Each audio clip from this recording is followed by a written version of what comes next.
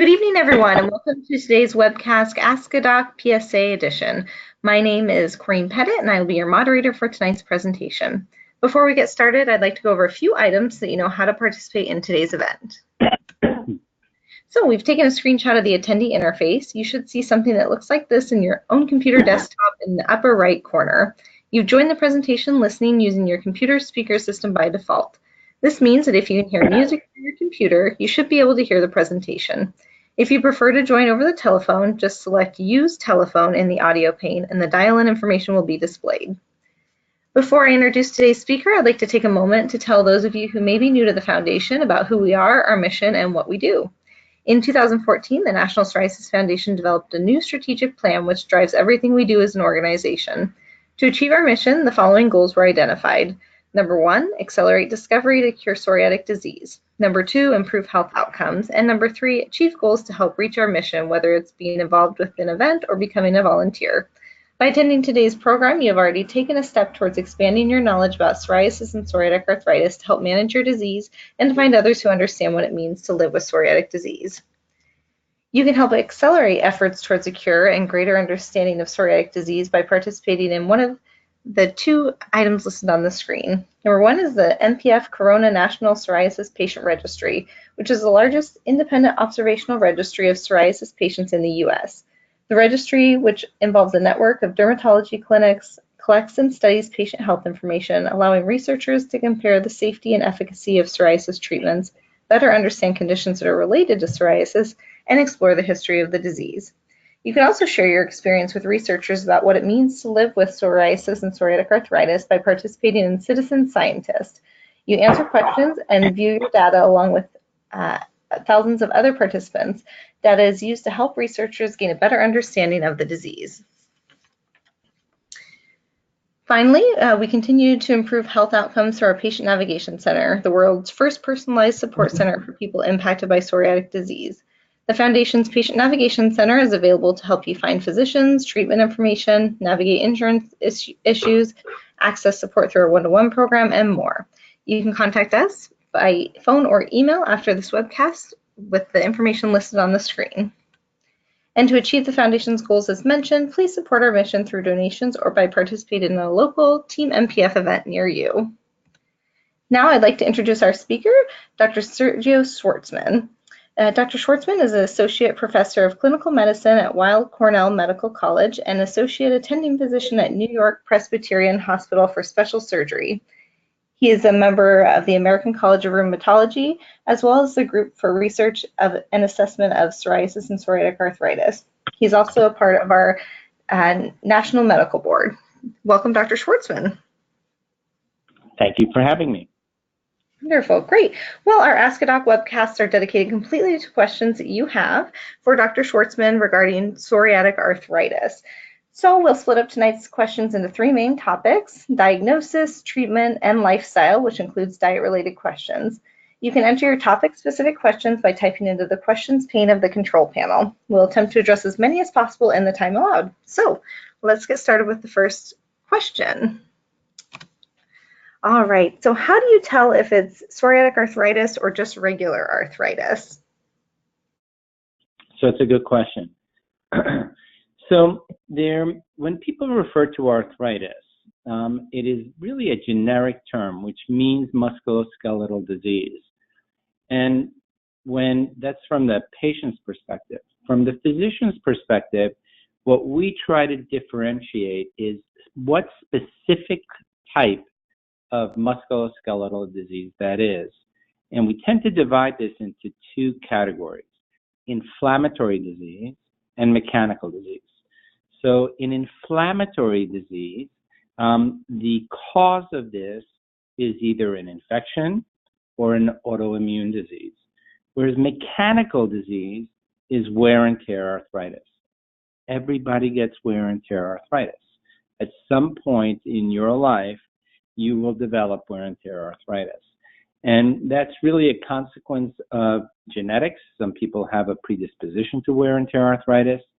It's a consequence of sports. If you participated in sports, it's a consequence of injuries. And sometimes it's a consequence of weight, because our joints did not evolve in a way to manage the amount of weight that they sometimes have to bear. And what happens in that circumstance is that there's increased friction in the joint and there's more wear and tear. So that's the explanation of wear and tear arthritis. Whereas inflammatory arthritis really comes as a consequence of either an autoimmune disease, like psoriatic arthritis, but there are many more, or infections. And there, the primary reason that you have joint pain is because there's inflammation in the joint, not wear and tear. Now, sometimes if the inflammation goes on long enough, you are going to get wear and tear. So in patients who have psoriatic arthritis, by definition, those patients will have inflammation in their joints. And in terms of differentiating that, meaning how do I tell if I have psoriasis, whether it's inflammatory or mechanical, there are certain clues. So the first are clinical clues, meaning things that people complain about. In inflammatory joint pain, the joint pain tends to be worse in the morning and improves as the day progresses. Whereas in mechanical joint pain, the wear and tear kind of arthritis, that gets worse as the day progresses because you're using that joint more. So that's one clue. When is the pain worse? The next clue is whether or not there's any redness, swelling, or warmth in the joint that's involved. In inflammatory conditions like psoriatic arthritis, there's inflammation. Whereas in wear and tear arthritis, you might see some swelling, but it's really bony swelling. It's not soft tissue, what we call the synovium, that's inflamed. So that's clue number 2. Clue number 3 are studies that can be done to differentiate inflammatory disease from wear and tear disease. So in terms of inflammatory disease, those studies include some blood tests of inflammation, a sedimentation rate, or a C-reactive protein, which is not a perfect test because there are people who can have inflammation with normal blood tests, but if it's elevated, it is a hint that this is an inflammatory condition. The other thing that can be done from studies that differentiate inflammatory from wear and tear mechanical disease is either an ultrasound or an MRI. X-rays are not as good. They can be good enough, but the better tests to show inflammation are MRIs and ultrasound. So long-winded answer to your question, but if I were to summarize that, what I would say is that differentiating in a patient with psoriasis, whether they have psoriatic arthritis or whether they have psoriasis and osteoarthritis, is on the basis of clinical symptoms, blood tests, physical examination, and imaging, X-rays, MRIs, or ultrasound, where MRI and ultrasound is a better test. Now, the last point that I would add to that is that usually inflammatory disease happens much earlier in time than wear and tear arthritis or osteoarthritis. So if you have an 18-year-old who has joint pain, the likelihood is much greater that that's on the basis of inflammation than it is on wear and tear. Whereas if you have an 80-year-old who has psoriasis and then develops joint pain, it's more likely that that patient is going to have wear and tear arthritis and not psoriatic arthritis, although neither one of those two examples are absolute. Great, thank you so much. Next question here. Can psoriatic arthritis cause joint pain in digits without swelling and redness? I have pain and ruined nails, but never swelling. So the answer is yes. That would be atypical, meaning it's not the most likely presentation. Usually that pain that you have is associated with swelling, but there are many circumstances in which the inflammation subclinical, meaning you can't see it on physical exam. And that's another place where an MRI or an ultrasound would help you differentiate whether that's due to an inflammatory condition such as psoriatic arthritis. Great, thank you. Next question here. Is it possible that hormones could play a factor in developing psoriatic arthritis? Well, in medicine, if you're ever asked, is it possible? The answer is always yes, it is possible. Is it likely? It is unlikely. Now, this issue about gender in autoimmune diseases is an important one because in some circumstances, like lupus, for example, the ratio of women to men who have lupus is about 10-1. In rheumatoid arthritis, it's about 3 women to every man. So for both of those conditions, although you would postulate that there may be a hormonal component to it, and that is suspected just on the basis of the patient's sex, the reality is that it's never been quite proven. Now, in psoriatic arthritis, the ratio of men to women is 1-1. So there, I would argue that the likelihood that this is hormonally mediated is less likely. Great, thank you. Next question here. Once hands become deformed, is there any way to reverse it? Unfortunately not. So when the disease has been present for a long period of time and you have bony changes that have already occurred, meaning that you have erosions or fusion of joints, in some circumstances that can happen, for example, in the sacroiliac joints. Once that happens at the bone level, there's no going back. Now, some people obviously in the early phase where they just have inflammatory synovium, the tissue that lines the joint, and the joint can be swollen, that can't completely go back to normal if you treat it aggressively. But once you have the deformities that are associated with bony changes, we don't have that capacity now. It's being studied fairly aggressively, as you can imagine, with the question of stem cells, for example, but we're nowhere near being able to do that yet, but it's being studied aggressively. Perfect. Next question here. With my psoriatic spondylitis, my left side is affected much more than my right side. Why is that? So the why answer is we don't know. And for those of you who are listening who don't know what spondylitis is inflammation in the back. And generally this tends to pick on joints that are at the bottom of your spine called the sacroiliac joints. These are the joints where the spine meets the pelvis. And there is a form of psoriatic arthritis called axial spondyloarthritis that tends to pick on the spine for reasons we don't understand. But the interesting thing about axial spondyloarthritis in psoriatic arthritis is that it tends to be asymmetric. One side's affected more than the other. We do not know why. This is in contrast to a disease that falls under the same umbrella as axial spondyloarthritis called ankylosing spondylitis. And in ankylosing spondylitis, the inflammation in the sacroiliac joints tends to be symmetric. What you see on one side, you see on the other side.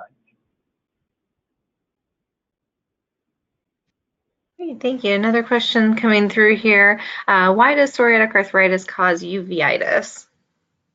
Ooh. The why, again, is always a tough question.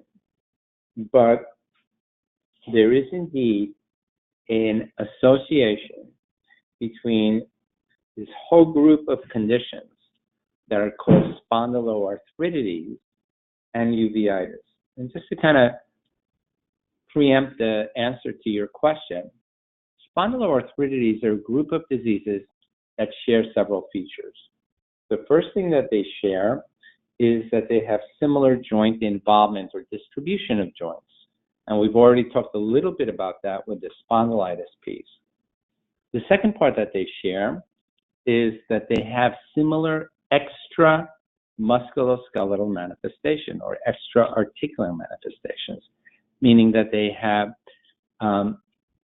inflammation in sites other than the joints. A perfect example is psoriatic arthritis. So not only do you have joint inflammation, but you have skin inflammation. The third thing that this group of conditions share is some genetic cofactors that are expressed in all of these diseases. And one of them, for example, is HLA-B27 gene. So all of these diseases under the umbrella of spondyloarthritis share certain features in terms of clinical manifestations, several laboratory findings, and importantly, an overlap of organ involvement. And uveitis, which is inflammation in the uveal tract, the uveal tract is the center part of your eye, is a feature of psoriatic arthritis. Now, it happens in very few people who have psoriatic arthritis, but it can happen. In that other condition that I've already mentioned, ankylosing spondylitis, there it happens very frequently. As many as 40% of people who have ankylosing spondylitis will at some point develop uveitis. So back to the answer to your question, uveitis can in fact be a manifestation of psoriatic arthritis. It is uncommon. It's important to recognize it early because inflammation in the uveal tract, if it's not treated appropriately and aggressively, can lead to visual loss. So you have to be careful with that. Great, thank you. Another question coming in here about diagnosis. Can psoriatic arthritis cause numbness and tingling in the hands and feet, specifically on one side? So again, the answer is always yes. Is it likely? The answer is no. Now, in terms of nerve involvement in psoriatic arthritis, the ways that can happen is if there is involvement of the spine and there's inflammation around the nerve that supplies a certain area, that could result in numbness. The other part is that in some circumstances, you can have more distal, meaning away from the spine, pressure on the nerves. Carpal tunnel syndrome is a perfect example of that. And finally, the third piece that can cause neurological types of symptoms are medications. And their medicines such as the anti-TNF agents, all of the agents that block TNF have been associated with neurological syndromes as a possible complication. So back to your question, the answer is generally not. Generally does not cause nerve problems. Can it? Yes, but you have to look for other things before you attribute it to psoriatic arthritis. Great, thank you. We have time for one more diagnosis question before we move on to our treatment questions that I see coming through here. So this is, I have been diagnosed after years of symptoms. What are the markers to determine the severity of my particular case? Wait, say that again. I have been diagnosed as? Oh, after years of symptoms, what are the markers to determine the severity? So one of the huge unmet needs, meaning where we need more research in psoriatic disease, is in the area of biomarkers and prognostic factors. Right now, there isn't a blood test that we can do that even defines psoriatic arthritis. It doesn't exist. So the challenges which are in front of us is, number one, how do we make the definitive diagnosis? And that's a clinical diagnosis. And number two, how do we prognosticate? So in 1974, there was a criteria that was published called the Mole and Wright classification criteria. And in that classification criteria, there were patients who had axial disease, spine disease. We've talked about that already. You had people who had oligoarticular disease, which means less than 4 joints. There were people who had polyarticular, more than 4 joints. And there were people who had a form of psoriatic arthritis that just affects the joints right next to your nails. They're called the distal interphalangeal joints. The final group was a group that had a form of psoriatic arthritis that's called the mutilans form, which, as the name implies, mutilates the joints. So in terms of prognosticating in a patient, the patient who has the mutilans form of the disease has a much higher likelihood of becoming disabled because of the disease. And clearly, as you would expect, a patient who has polyarticular, more than 4 joints, again, is more likely to get into trouble than a patient who has oligoarticular, or very few joints that are involved.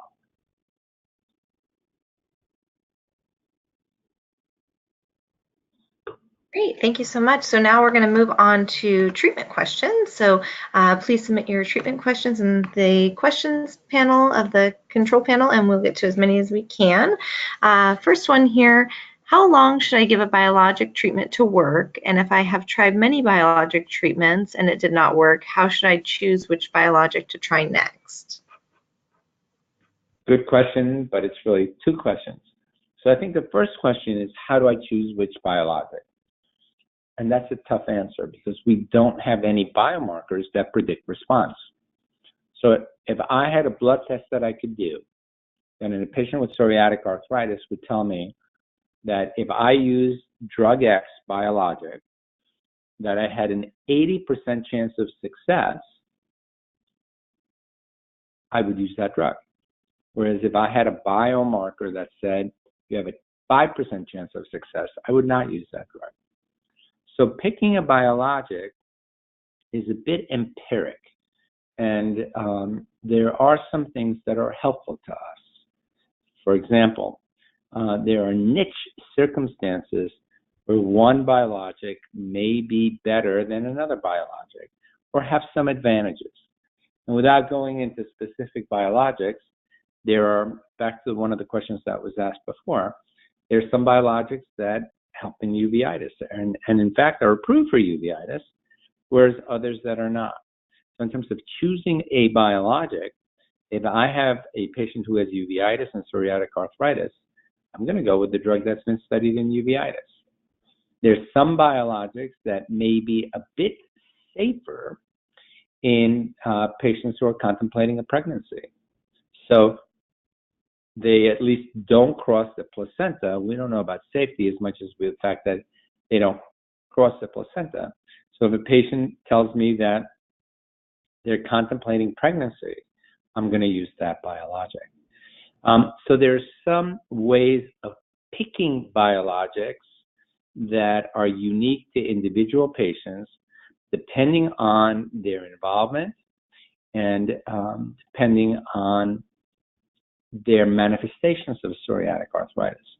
There are some biologics that may be much better for the skin disease than they are for the joint disease. So if someone has a predominance of skin symptoms, you may want to use one of those biologics. And I should kind of take a step back and just highlight the fact that I'm using the word biologics because the questions that are being asked to me are biologic questions. But all of you should recognize that we also have a targeted synthetic, meaning a pill, that, well, actually there's 2 of them. They're a bit different in terms of their mode of actions, and in fact they're a bit different in terms of their efficacy.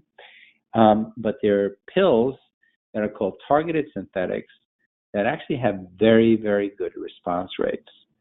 So back to your question about how do you pick biologics, I wish that there was a biomarker that would help guide me there and tell me that there's an 80% chance of success. Also, I'd like the opposite question answered also. What's the risk of side effects? So if I had a blood test that told me 80% chance of success and 1% chance of a side effect, I would use that medication in a second. If I had the opposite, a 5% chance and a 5% chance of efficacy and an 80% of side effects, I would never use that drug in a patient. you would get into trouble in patients who have an 80% success response rate and a 50% side effects there. You probably won't use the drug. So those are missing.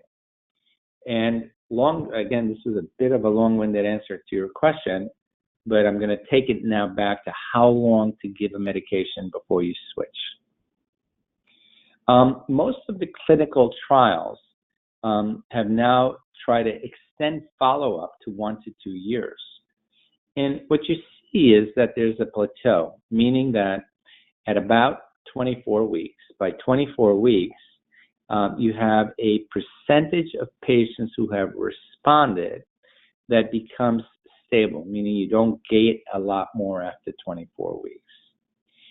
But that curve, I don't have the capacity to show you that on the screen, that curve is fairly steep in the beginning.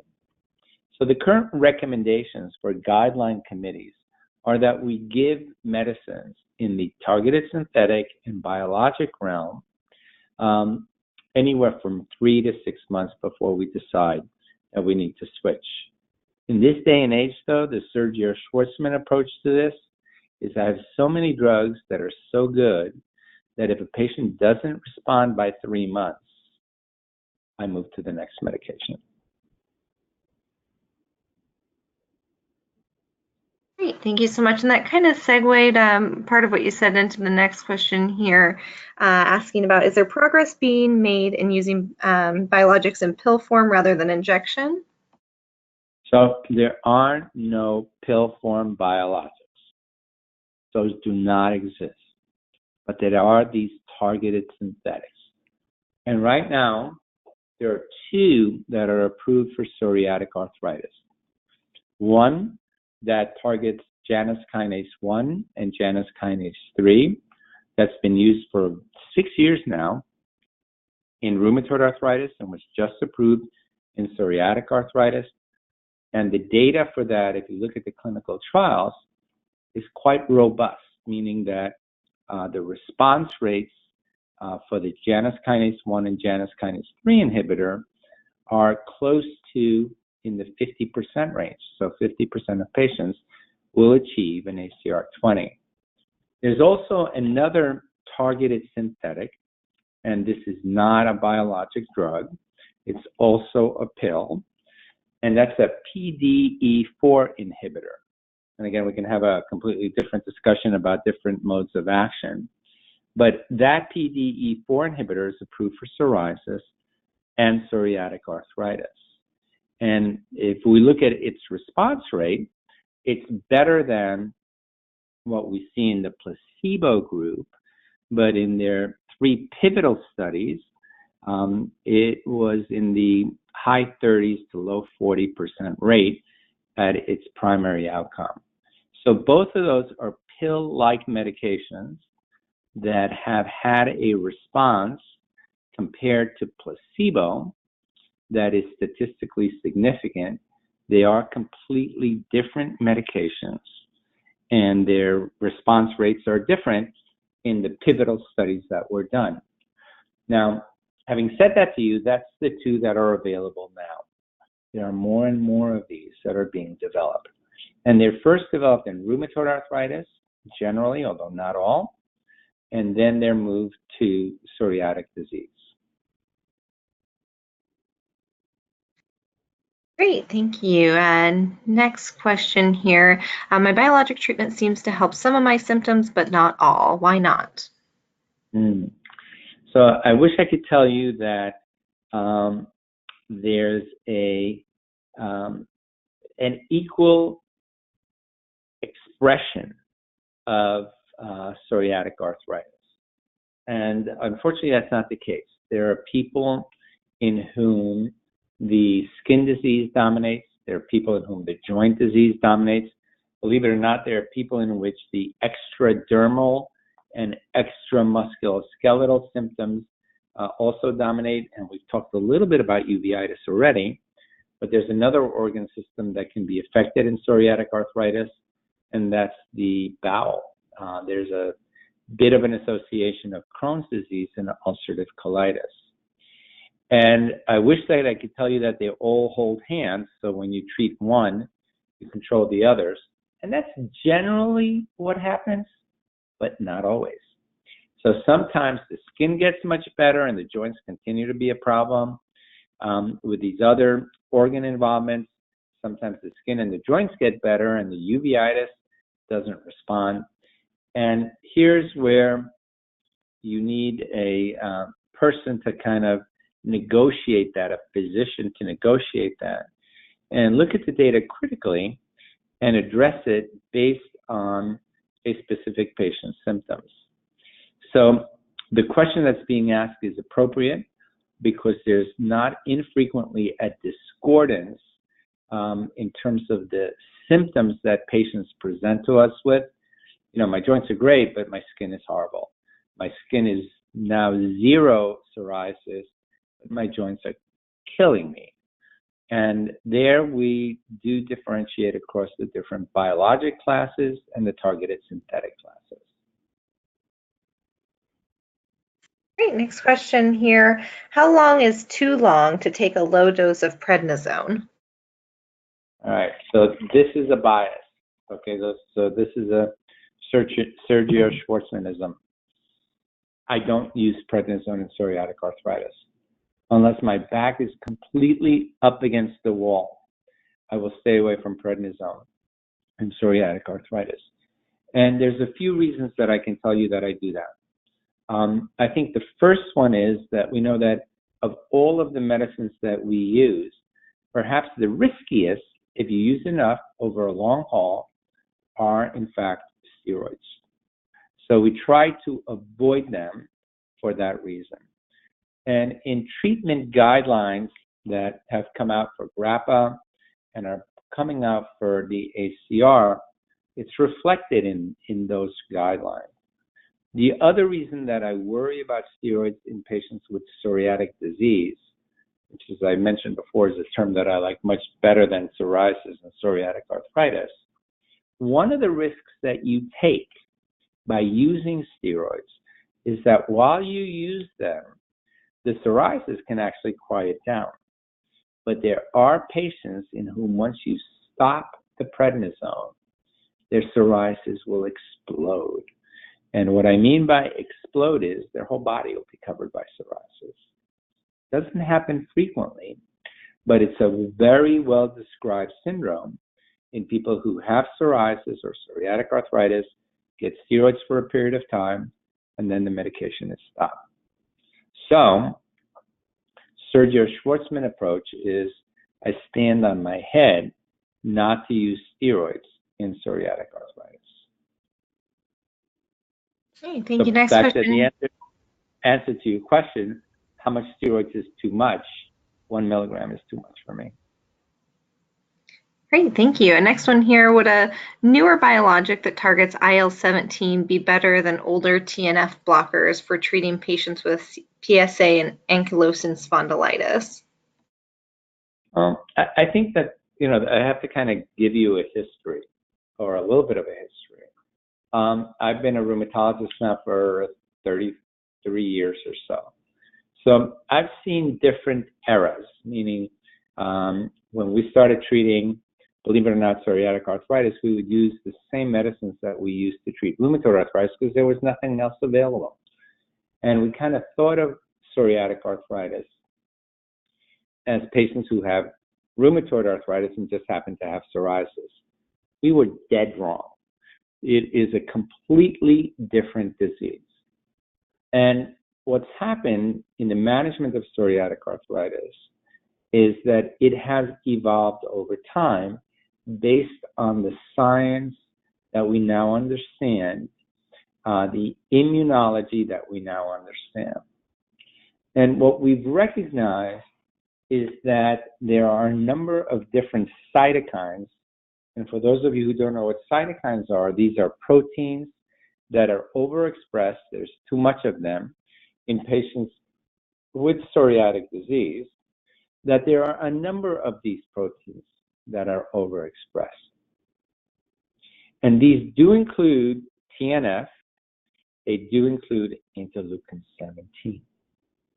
Now, we don't know in a given patient whether their disease is driven by TNF or their disease is driven by IL-17, or whether their disease is driven by both, or whether their disease is driven by neither.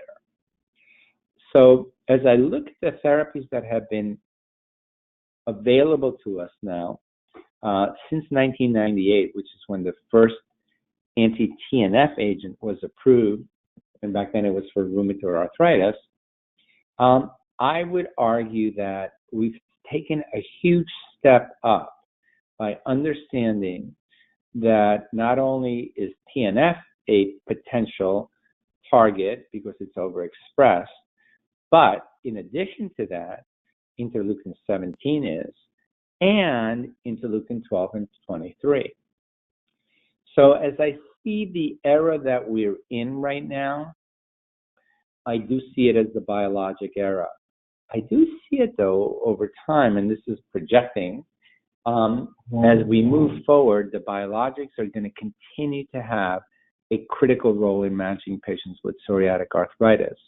But so are going to those targeted synthetics that I've mentioned. So in terms of answering your question, should we abandon TNF and go to IL-17 alone? I think the answer to that is no. I wouldn't abandon. But are there circumstances where one drug may be better than, or one class may be better than another? The answer to that is an absolute yes. But that goes on both sides of the equation. There are circumstances where TNF makes much more sense. There are circumstances where IL-17 makes much more sense. But that's dependent on the individual patient. So I don't think that we should abandon the TNF class. I think we're still in that era. But I think that the IL-17 class has given us another option. It's got a completely different niche, meaning there are patients in whom you go to an IL-17 right off the bat. And I think as we continue to move forward, we're going to see more and more head-to-head studies, which is what we're seeing a lot in rheumatoid arthritis, but not that much in psoriatic disease yet. Okay, thank you. Next treatment question here. Is there any evidence that DMARDs exacerbate anxiety? None that I'm aware of. So the only drug that I'm aware of that exacerbates anxiety is a drug that I don't use in psoriatic disease, corticosteroids. So to my knowledge, if we look at methotrexate, sulfasalazine, leflunomide, which are called the DMARDs, there's no data for them having a psychological effect. Thank you. Next one here. Do you recommend getting cortisone shots for inflamed sausage-like fingers? So sausage-like fingers, or what's called dactylitis, is one of the manifestations of psoriatic disease. And sometimes that is very difficult to treat, although the biologics and the targeted synthetics do have some data on dactylitis. And in many patients, that's all you need to do. There are, however, patients in whom that doesn't work and in whom we have used corticosteroid injections. So occasionally I would do it. I can literally tell you that today, my next to last patient, who happens to be a rheumatologist, did have dactylitis, a sausage digit. The rest of his arthritis was under great control, and he did undergo a corticosteroid injection. So the answer is yes. Okay, another treatment question here. Why do I still have to take methotrexate alongside my TNF inhibitor? So the answer is you don't have to do anything. What you do have to do is discuss it with your physician. We know that with the anti-TNF drugs, in all of the clinical trials, generally 50% of patients were on methotrexate and 50% of patients were not. And for the most part, methotrexate use did not influence response rate. The advantage of methotrexate is that in and of itself, it's a medicine that can treat psoriatic arthritis and psoriasis. That's number one. Number two, with the anti-TNF, what methotrexate does is it lowers the rate of antibodies against the anti-TNF, which is one advantage. And the other advantage that it has is that it increases the serum levels of the anti-TNF. So frequently, rheumatologists will like to use methotrexate with anti-TNF agents. And I think that that's critical in rheumatoid arthritis. If we look at psoriatic arthritis, the data is not as strong that using with methotrexate is advantageous, although theoretically it would be. Someone asked before about the differences between the classes. One of the interesting pieces about methotrexate with the interleukin-17 class is that it doesn't give you that much advantage. And in fact, in one study on one of the anti-IL-17 therapies that are now available to treat psoriatic arthritis, the group that did not get methotrexate did better than the group that did get methotrexate. It wasn't statistically significant, but I think just from a total number, it was slightly higher. So as I think about methotrexate in psoriatic arthritis, I do not think it's as critical to use it as it is in patients who have rheumatoid arthritis. Great, we have time for one more treatment question here. Is there any evidence showing that long-term use of DMARDs affect male fertility rates? So it's good that you're asking me all these questions. The answer is it depends on the DMARD. So the data that I'm aware of predominantly is data on sulfasalazine. So the DMARDs that we tend to use in psoriatic arthritis are methotrexate, leflunomide, and sulfasalazine. And who knows whether these do anything. There's data that, in fact, methotrexate doesn't do anything in psoriatic arthritis. There's a study called the MIPA study. And what we know about sulfasalazine is that it can lower sperm count in some patients. So in terms of fertility, that data is substantiated and validated. For methotrexate and leflunomide, it's suspected, but it has not been validated. So in terms of male fertility, this is an area that needs a lot more study that has not been studied well. Great, thank you. So we're now going to move on to our lifestyle questions. And first one here, is fatigue a symptom of psoriatic arthritis? And if so, how do I overcome it? The answer is absolutely yes. So fatigue can be one of the manifestations of an overactive or an abnormally functioning immune system. So fatigue is indeed a part of really all of the autoimmune diseases that we manage. The how to overcome it part really falls along two lines. I think line number one is you have to control the disease. So if you can control psoriatic arthritis, then the likelihood that fatigue is going to be an issue is less. Number two, you've got to lead, and I think this is the quality of life part of the discussion today, you got to lead a good life. Meaning what?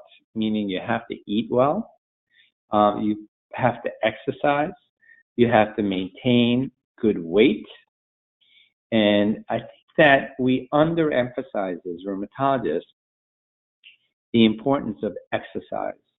And I think for me, that's an area that I always ask patients about and that I think is critical in their general well-being.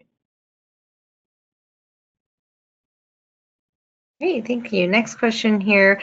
What foods to eat and what foods to avoid to control or reverse PsA? So forget reverse. So we have nothing that cures the disease. And although there's a ton of books that are published on anti-inflammatory diets, I'm going to put that in quotation, and that there's a lot of information on diet in general that is not substantiated, there will be a paper that's coming out very soon. I'm one of the authors. The first author is April Armstrong, who's a dermatologist, looking at both psoriasis and psoriatic arthritis. And it actually was a review study that found about 55 published scientific studies that have looked at the role of diet in patients with psoriasis and psoriatic arthritis. And our bottom line in that paper was, number one, that we strongly recommended weight reduction and a hypocaloric diet in patients who are obese or overweight. So that was a strong recommendation. Based on the data, there was only weak data, so we weakly recommended a gluten-free diet, which a lot of patients go on, but only in patients who test positive for gluten sensitivity or celiac disease. And in selected patients, we also weakly recommended, based on looking at these data, some supplements such as fish oil and selenium. And in terms of those recommendations, those are strictly for psoriasis. For psoriatic arthritis, there's some data that vitamin D may help. That's more with the bone density, selenium supplementation, and obviously in patients with obesity, weight reduction is important. So as you look at diet, I think the one overwhelming recommendation is that in patients who are obese, you should lose the weight. And the other overwhelming recommendation from my perspective is that diet should not be the sole treatment for psoriatic arthritis. Diet, it has a role in all probability, but it should be used in conjunction with the standard medical treatments. Now, that's our current view. This is something that may change over time. We're now studying something called the microbiome, which are the organisms that normally live in us. So for every one human cell that you have in you, you have 10 foreigners. You have 10 cells that come from viruses, from bacteria, from fungi. And these cells are everywhere in your body, but they're mostly concentrated in the gastrointestinal system. And one of the current theories is that this microbiome, these other organisms, may impact on disease. And if you can change the microbiome, that you could potentially treat diseases. So that is now a hypothesis, but it's not been proven. So if we can change the microbiome by changing the diet, which isn't as easy as it sounds, maybe that will ultimately yield a way to manage psoriatic arthritis. But we're nowhere near that right now. Great, thank you. Next question here. I heard that psoriatic arthritis increases the risk of having a stroke. This concerns me. Will taking daily aspirin reduce my risk? So we've kind of evolved over the last 10 to 15 years in understanding that cardiovascular disease in general, heart attacks and strokes and hypertension and phlebitis, are to some extent inflammatory, meaning that there's an inflammatory component to those conditions. So studies have been done mostly in rheumatoid arthritis, but a little bit in psoriatic arthritis as well, where we've looked at the risk of both of those diseases for cardiovascular events. And there is a higher risk. So in terms of how to manage that, rather than say to you, take a baby aspirin, which may help, I mean, that's up in the air, what I would say is control the disease. So if you lower the inflammatory burden from psoriatic arthritis, the likelihood is that you're going to lower the risk for a cardiovascular event. To show you how potent that is, we know that diabetes is a perfect example of a disease that has a greater likelihood of resulting in a cardiovascular event. The risk for rheumatoid arthritis is equal to the risk of diabetes in terms of risk factors for a cardiovascular event. So I don't think the baby aspirin is going to hurt you. You got to be careful with your stomach, and you got to talk to your doctor about it. But I think that controlling the disease makes a lot more sense to me. Great, thank you. Next question here. What are the best low-impact activities to keep muscle tone with psoriatic arthritis? Unequivocally, my favorite exercise is swimming.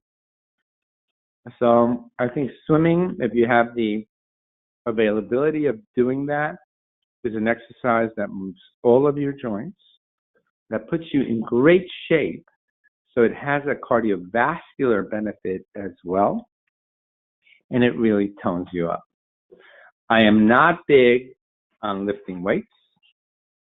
I'm okay with things like yoga and Pilates, but those are Sergio Schwartzmanisms more than based on published data. So again, my favorite exercise would unequivocally be swimming. Great, thank you. Next question here. Sorry, I just lost it. Could you give your advice on the best way to deal with the constant pain that comes with psoriatic arthritis? I think we've kind of talked about it, but it does give me the opportunity to address another issue. So the best way to deal with the pain of psoriatic arthritis is to treat the underlying disease. But the other thing that we know is that there is a condition that we used to call fibromyalgia, that we now call centralized pain syndrome, that can be associated with autoimmune diseases. And a significant portion of patients who have psoriatic arthritis may have centralized pain syndrome as well. That's treated a little bit differently. And there's 3 current drugs that are approved for the management of patients who have centralized pain syndrome - fibromyalgia. So in a patient in whom the inflammatory component is controlled, what I would do is add one of those 3 medications. Great, next question here. Does surgery help long-term for patients with multiple joints impacted by PsA, or is it likely to reoccur and cause similar problems in the future? Well, I think surgery has to be very carefully considered in patients with psoriatic arthritis.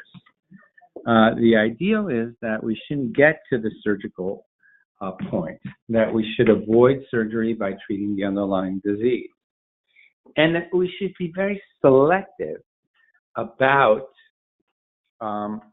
doing surgery.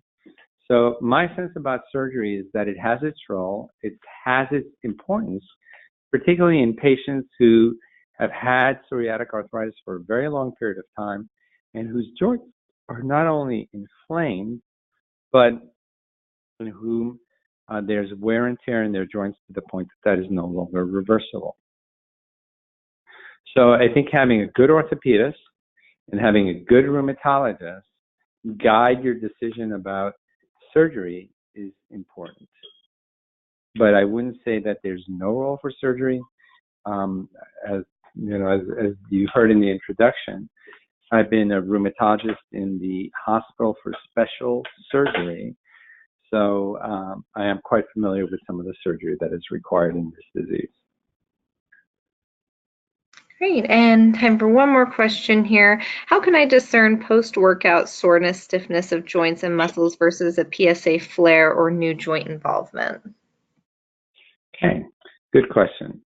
So most patients who have inflammatory arthritis, things like psoriatic arthritis and rheumatoid arthritis, actually tell me that exercise makes them feel better, which is different than the patient with osteoarthritis, wear and tear arthritis, where those patients tell me that exercise makes them feel worse. So if the question is, in a circumstance where I feel worse after exercise, the first question that I would want an answer to is whether or not that patient has inflammatory disease as the cause of that, or wear and tear disease. This is kind of good because this is how we started our discussion today. So it's bringing us right back to the beginning, which I like.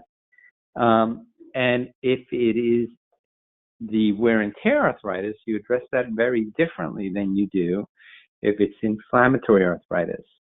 Most people who exercise and have psoriatic arthritis actually feel better. So, it's a good question in the global sense, but it's very dependent on evaluating the joints that are quote unquote flaring or where there's wear and tear. Great. Thank you so much for sharing your insight with us tonight, Dr. Schwartzman. And if you do have any additional questions, please contact our Patient Navigation Center by phone, email, live chat, or Skype. And once you leave today's webinar, you'll receive a survey on the presentation, and we'd appreciate if you can complete that and provide your feedback. Finally, I just wanted to mention that a recording of tonight's webcast will be available shortly on our website, and you can access our complete webcast archive by visiting psoriasis.org/webcast. Thank you everyone for joining us tonight, and I hope you all have a lovely evening. Good night, all.